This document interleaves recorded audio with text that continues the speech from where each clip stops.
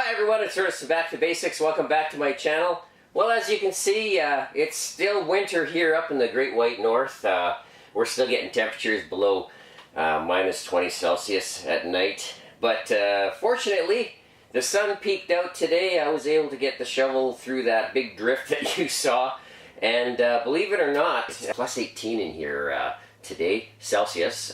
So I took the opportunity to put on a t-shirt, get out, have a nice Swiss beer in the sun, and it just feels good to get back in the greenhouse. This year I will be doing, as I have in the past, my pepper project, and I'll also be doing some other series this year, including different types of outdoor plants for the yard, such as coleus. That's the first one I'm going to be doing on my project.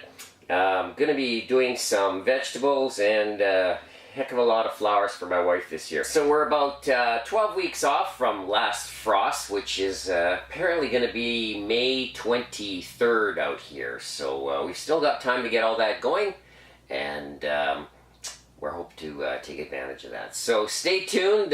Thanks for joining me again on my channel. Please like and subscribe, and we'll catch you on the inside. Thanks.